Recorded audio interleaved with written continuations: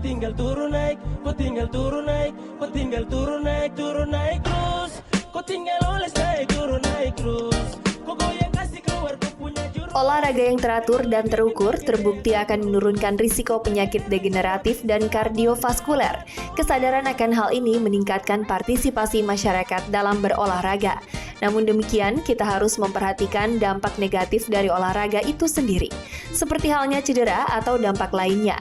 Beberapa penelitian membuktikan bahwa olahraga terutama yang berlebih dapat memicu serangan jantung bahkan berakhir dengan kematian. Dalam publikasi populer, kita sering mendengar sejumlah nama populer yang meninggal setelah aktivitas olahraga.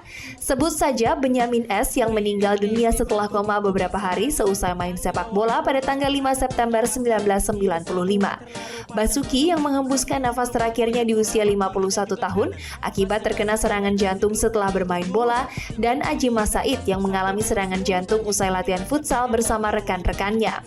Mungkin beberapa orang yang kita kenal di sekeliling kita pun juga meninggal akibat aktivitas olahraga. Sebagian besar kejadian kematian mendadak akibat olahraga terjadi karena penyakit jantung koroner yang sebelumnya tidak dirasakan atau diketahui. Kematian terjadi saat jantung tidak dapat memompa darah ke seluruh tubuh dengan optimal, sehingga terjadi kegagalan fungsi dan membuat jantung berhenti berdetak. Hal ini dapat terjadi saat berolahraga, sering didahului oleh dehidrasi, ketidakseimbangan potasium dan magnesium, serta kadar mineral lainnya dalam darah. Namun dengan melakukan olahraga yang teratur dan terukur, dampak negatif dari olahraga sebenarnya akan terhindarkan. Pemanasan dulu, biasanya duduk dulu, terus ya agak lama baru kita minum air putih. Sparring dulu, kita ganti kaos dulu biar nggak basah. Pemanasan, lari-lari kecil, ya biar otot nggak pada tegang aja. Istirahat bentar, minumnya jangan air dingin. Ya biar badannya nggak pada basah aja, bajunya kena keringat. Ya jangan terlalu heboh, takutnya nanti kena cedera gitu. Minum air dingin, terus pantangannya ya biar kita nggak peredaran darah, biar mantep aja. Yang penting jangan ngelakuin yang ekstrim-ekstrim lah, biar nggak ada kena cedera-cedera dikit. Ketika seseorang melakukan olahraga kompetitif, jantung akan bekerja lebih keras memompa oksigen. Rutin memeriksa kondisi jantung membantu seseorang untuk mengetahui kapasitas kemampuan fisiknya dalam berolahraga. Ada beberapa olahraga yang bisa membuat jantung Anda bekerja keras dan memungkinkan terjadinya penyumbatan mendadak. Lalu sebenarnya seberapa berat intensitas olahraga yang boleh kita lakukan? Simak pembahasannya dalam Ayo Hidup Sehat berikut ini. Biar dong lego, rumus buta bro, goyang mulus toh, bayar goyang toh, itu. Nah, itu dia ya, kita sedang membahas mengenai olahraga kompetitif. Kita sudah bersama dengan dokter. Ini ada Dokter Vera nih, Dokter spesialis Vera. kesehatan olahraga. Selamat siang, Dokter. Selamat siang, Dok. Halo. Selamat datang. Saya mau nanya tentang apa itu sebenarnya olahraga kompetitif itu apa sih, Dok? Olahraga kompetitif ya? Mungkin maksudnya kompetitif di sini adalah olahraga yang memang memperlombakan sesuatu gitu. Jadi biasanya ada lawannya. Oh, bertanding Yes, gitu bertanding ya? begitu. Itu kalau pengertian awam ya, yang disebut sebagai kompetitif Iya, gitu loh. Jadi supaya bisa mendapatkan skor yang lebih Tinggi dari tinggi dari lawannya. lawan gitu kan. Kadang-kadang kan suka ada tujuan lain ya. Betul. Gitu. Selain bugar, selain prestasi juga ya, Dok. Betul. Jadi memang tujuannya menang Ya, Tujuannya itu dia. supaya lawan-lawan yang lain ya nggak menang, kalah gitu ya. Nah itu Dok, itu bahaya gak sih Dok kalau misalnya tujuannya itu menang? Sedangkan kita sebenarnya olahraga seharusnya untuk sehat nih Dok. Kalau fun misalnya gitu untuk ya. menang itu ada hal-hal lain gak nih? Di Jadi ada belakangnya? adrenalin kan di situ, Dok, Iya. supaya ini gue biar menang nih ya gitu kan, Dok.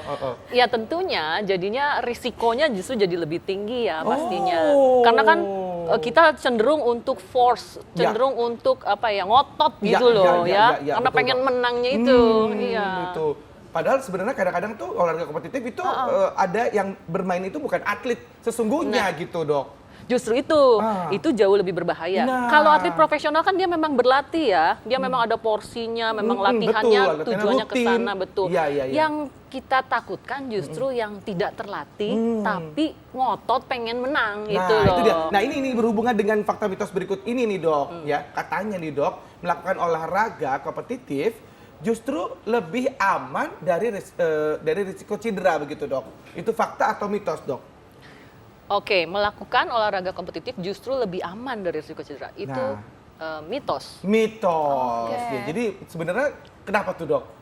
Jadi ya cedera itu sebetulnya bisa terjadi pada olahraga manapun ya. Iya, betul. Nah, apalagi yang tadi kan kompetisi, ada faktor X-nya nih, faktor ingin menangnya. Ya. Tentunya jadinya dia lebih lebih ingin mencapai tujuan tersebut, Ya. ingin menang. Nah, Ya. biasanya tujuan ingin menang itu tidak dibarengi kalau orang awam nih, Ya. tidak dibarengi dengan latihan yang cukup, Ya. persiapan yang matang, Ya. ya kadang-kadang jadinya malah memaksakan diri. Iya, betul. Nah, yang itu yang kita takutkan malah terjadi risiko cedera, baik cedera otot ataupun cedera yang lain tentunya gitu. Oke, sedangkan nih kalau misalnya di sekolahan nih dok, itu kan biasanya untuk motivasi anak-anak sekolah supaya mau olahraga, justru mereka adain kompetisi ya. kompetisi nih dok, Nah. jadi biar seru. Nah itu gimana dok? Nah, sebetulnya itu bagus ya.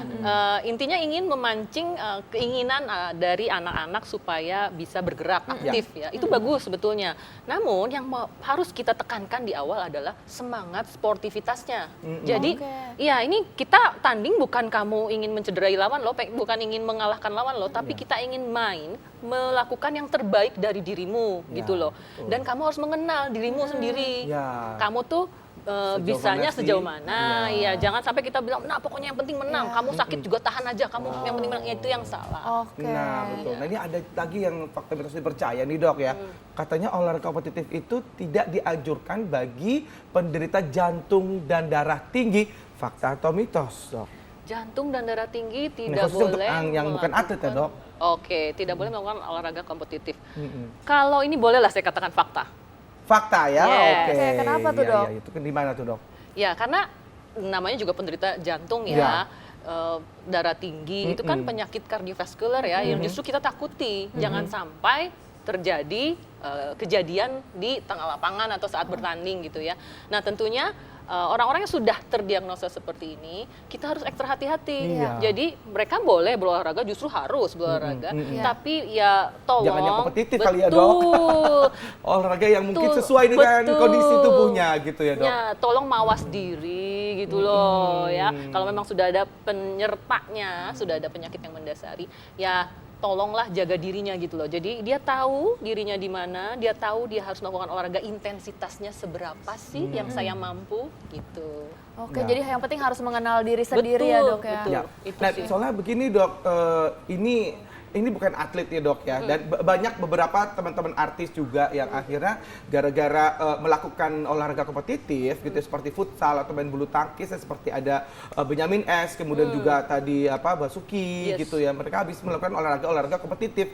Nah itu menyebabkan kematian mendadak begitu. Itu sebenarnya kenapa sih dok? Yes, itu banyak faktor Nah ya. itu fakta atau mitos tuh dok, bahwa melakukan olahraga kompetitif itu justru bisa menyebabkan kematian mendadak begitu dok? Ini fakta sih, betul. Fakta. Betul ya. Karena Kenapa tadi kan tuh? sudah dikatakan ya ada beberapa Ya. artis Ya. ternama juga yang Ya, justru Haji Mas mengalami Said juga. hal-hal Iya, ini ya, betul. Ya ini sebenarnya banyak faktor ya. Kita Iya. tidak mungkin bisa menilai dari satu sisi. Jadi kita harus lihat juga apakah mereka sudah melakukan check up berkala. Memang jadi tahu nggak sih kalau dirinya tuh mengidap resiko terjadinya penyakit jantung dan pembuluh darah. Ya kadang-kadang orang nggak terlalu aware karena mereka memang nggak tahu. Saya nggak Iya. tahu, saya ngerasa nggak ada gejala. Saya biasa-biasa aja. Iya. Hidup saya sehat gitu ya. Nah tapi pernahkah Anda melakukan check up? Pernahkah Anda melakukan medical check up mungkin dengan EKG treadmill gitu ya, dengan dokter jantung dan sebagainya untuk melihat risiko itu. At least sekali dulu screening biasanya di atas 30 tahun atau di atas 40 tahun. Kami anjurkan 1 kali lah at least untuk cek dulu. Ada nggak sih? Apa aja nih dok yang harus diperiksa nih dok? Oke, tentunya biomarker biasalah pemeriksaan darah ya, laboratorium, pemeriksaan kadar kolesterolnya. Jadi semua risiko terhadap penyakit jantung. Nah, risikonya itu kan dari kolesterol, bisa dari kencing manis, jadi gulanya kita cek gitu ya, asam uratnya kita cek ya. Selain dari lab, kita juga cek jantungnya. Iya. Jadi EKG-nya itu pemeriksaan EKG ya, EKG untuk melihat Detak jantung. Irama betul jantung. kelistrikan jantungnya. Nah itu nggak cuma sekedar sambil berbaring kita cek. Kalau Anda seorang olahragawan yang aktif, sebaiknya Anda melakukan cek treadmill test. Jadi melakukan sambil dia diberi pembebanan, yaitu dengan berjalan atau berlari di atas treadmill, Iya. sambil direkam jantungnya. Kalau ada kelainan kan kita bisa mendeteksi dari awal. Oh ini ada kemungkinan Anda kena resiko ini di masa yang Nah, akan itu. datang loh. Soalnya biasanya yang suka ikutan di 17-an gitu Iya. kan ya, terus kompetisi antar RT gitu kan, Iya. pegawai antar pegawai gitu yang mereka memang bukan nggak tahu apa-apa masalah yes, seperti betul. itu dok, gitu dok. Iya, jadi memang langkah pertama memang medical check up dulu ya. medical check up jadi ini dijelasin ya bahwa untuk kita yang mungkin bukan olahragawan Olahragawan. atau atlet gitu yang memang tidak rutin gitu, tetap periksa gitu dok ya dah. Iya, tentunya. Jadi tahap pertama periksalah kondisi kesehatan Anda. Kalau memang tidak memungkinkan untuk medical check up, Anda bisa melakukan screening sebetulnya. Ada beberapa pertanyaan tentang kuesioner, screening yang mudah gitu, yang menanyakan apakah Anda ada risiko untuk terjadinya penyakit Jadi jantung. mungkin penyelenggaranya nih harus Nah, dijain ya dok. Ya, Itu harus jelas dulu panitianya. siapa yang ikut Betul. kompetisinya ya dok ya. Betul. Baik. Jadi di screening dulu. Nah, selain dari faktor medicalnya, tentunya banyak yang harus dilihat ya. Jangan-jangan dia medicalnya memang bagus, tapi dia memang ternyata nggak siap. Iya. Misalnya gini, biasanya ya yang saya sering lihat itu adalah datang terlambat, padahal udah mulai tanding. Jadi begitu datang, padahal belum apa-apa udah. Iya, belum apa-apa, stretching, belum belum siap. persiapan ya, dok, Betul. ya. Pemanasan segala macam. Betul. Biasanya cuma lempar tas, terus langsung langsung lari ikut. ke lapangan. Itu yang bahaya. Itu yang bahaya.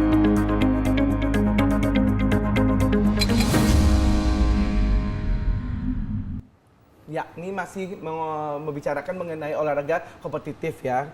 Nah, sebaiknya itu usianya tuh berapa sih dok? Apa 40 ke atas itu yang paling aman itu masih ya, apalagi kita nih orang yang awam gitu, bukan olahragawan, bukan atlet, itu yang baik mengikuti usia berapa tuh? Berapa sampai berapa untuk ikutan olahraga kompetitif ini? tadi ya. Oke, sebetulnya patokannya bukan usia sebetulnya ya, tapi kita boleh lah mengeneralisir. Di atas 40 tahun ya memang kita harus berhati-hati ya. Kenapa? Ya karena biasanya mulai umur-umur segitu sudah mulai terjadi beberapa faktor resiko sudah mulai ada gitu ya. Sudah mulai mungkin perutnya sudah mulai maju ya, biasanya yang banyak kemajuannya itu Iya, kan dok. Bener, dok. yang banyak kemajuannya kan biasanya perut tuh Iya. ya. Nah, biasanya itu resikonya namanya sindroma metabolik itu namanya. Jadi sudah ada faktor risiko. Apa tuh dok? Kolesterolnya mungkin sudah meningkat kalau kita lihat di darahnya gitu ya. Mungkin juga lingkar pinggangnya tadi yang sudah mulai meningkat gitu ya. Terus udah gitu ada faktor gula darahnya mungkin sudah mulai dibintangin gitu loh. Iya dok, aduh, itu tuh harus hati-hati tuh dok ya. Ya, Kurangin itu, sedikit lah betul. kompetitif gitu ya dok. Nah, Dok, ini terakhir nih dok, tips-tips untuk masyarakat bagaimana sih supaya kita bisa tetap olahraga dan tetap nggak takut nih untuk olahraga kompetitif. Dan gimana nih dok, misalnya lagi olahraga kompetitif, tapi ada gejala-gejala yang mungkin masyarakat perlu ketahui kapan mereka harus berhenti langsung dok. Oke, yang pertama tentunya know your body yang tadi ya, periksakan diri, cek kesehatan. Oke, yang kedua, bila Anda sudah pernah melakukan olahraga seperti ini sebelumnya, jadi Anda termasuk orang yang aktif, yang memang dari dulu, saya dari remaja doyan olahraga dok, seminggu 2 kali, futsal, badminton dan lain-lain, itu cenderung lebih aman. Monggo silakan, tapi tentunya tetap kenali diri sendiri ya. Nah, dibandingkan dengan orang yang belum pernah ngapa-ngapain, tiba-tiba ikut-ikutan karena lagi hype, ya. Oh, tiba-tiba diajakin temennya futsal, tiba-tiba diajakin bulu tangkis. Nah, itu yang bahaya. Itu hati-hati. Nah, itu ya. kapan mesti berhenti dok? Iya. Kalau apakah Oke. pada sesak nafas kan merasa jantungan berdebar-debar atau gimana? Pusing? Atau pusing mungkin? Nah, atau iya, gimana? itu tanda-tanda yang tadi disebutkan sudah betul. Tapi maksudnya itu kan biasanya sudah terjadi dan Iya. kalau itu terjadinya di lapangan, tolong sekompetitif apapun, tolong ngerem. Lah, toh- Itu berhenti total atau gimana dok? Mungkin Lebih harus baik- lebih pelan-pelan? Oke, lebih baik kalau memang ada gejala-gejala tersebut, berhenti dulu, take a break, lalu pergi ke pinggir lapangan. Jadi kompetisi silakan dilanjutkan, tapi yang bersangkutan tuh kembali ke pinggir lapangan dulu. Mungkin untuk menenangkan diri, mengecek nadinya sendiri, gitu loh. Kalau punya alat pengecek nadi ya langsung dilihat berapa nadinya. Kalau nggak bisa ya Diraba ya, sambil Dok. diraba. Kita hitung semenit itu udah ada berapa sih? Gitu. Oke. Nah itu yang amannya berapa dok? Antara berapa sampai berapa nadinya? Nah, tergantung umur ya. Biasanya kan nadi istirahat itu berkisar di 60 sampai 100. Tapi kalau lagi latihan itu bisa sampai 120, 140. It's okay, masih baik ya. Tapi kalau sudah di atas 180, 170, 180 itu artinya itu sudah melebihi batas. Oke, baik. Terima kasih Terima banyak kasih, dokter. dok. Ini kreditator udah jalan-jalan dok di sini. Dok. Iya, Itu nggak berarti terasa kita nih. untuk pamitan. Pamit undur diri. ya. Jangan lupa saksikan terus Ayo Hidup Sehat setiap hari Senin sampai Jumat jam 1 sampai jam 2 siang live di TV One. Dan jangan lupa untuk saksikan juga di laman fifa.co.id. Saya Indra Bekti. Saya Dr. Sheila Salsabila, Indonesia, Ayo Hidup Sehat.